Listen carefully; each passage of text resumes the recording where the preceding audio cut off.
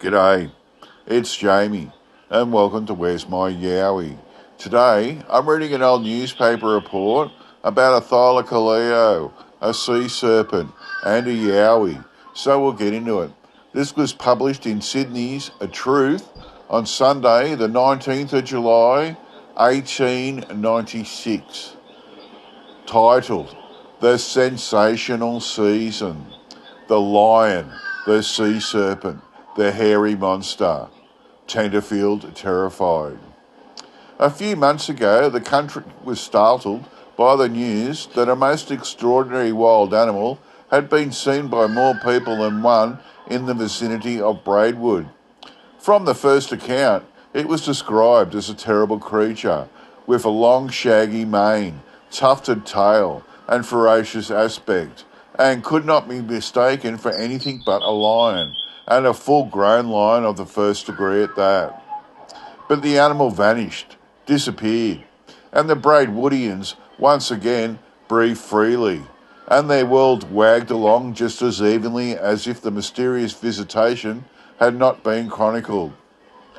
For some time after this episode, the colonies were all free from frightful and ferocious freaks.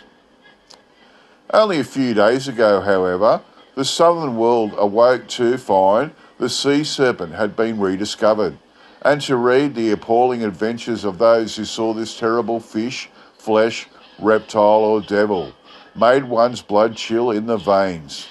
Some of the more sceptical newspapers were unkindly straight in saying that it was another case of got 'em again, and expressed regrets that such bad whiskey or rum should be kept so as to raise up hallucinations of this kind. Still, all I could write did not shake the belief of those who saw the sea serpent, and there the matter rests, although others are anxiously on the lookout to experience the shock of seeing the mystery of the century. With the sea serpent once more back in its lair or cave or whatever it is, life looked promisingly serene, and nothing more unearthly or distorted than the budget was anticipated. But New England again has produced its large hairy monster, which a day or two ago attacked a well-known Tenterfield citizen, frightening him out of his wits and set him skeeting home at a pace many points inside evens.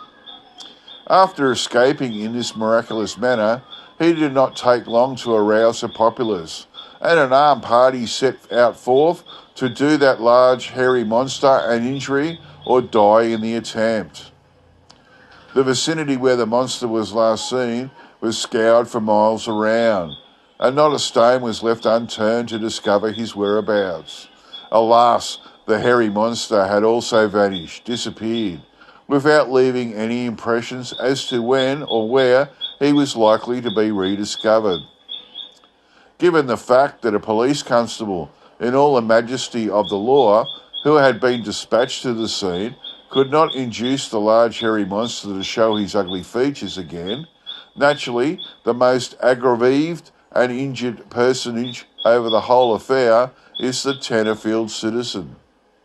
He has had everything done for him by his brother citizens, although some of them are inclined to wink the other eye, now that the first flush of excitement is over.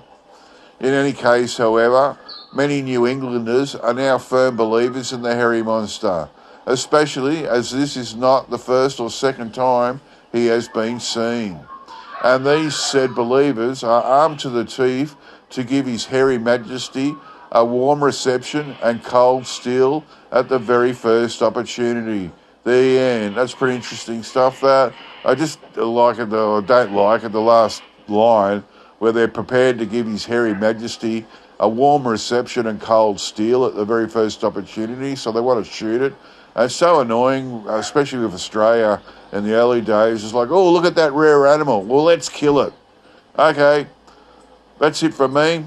I'll get back to you all next time. Bye.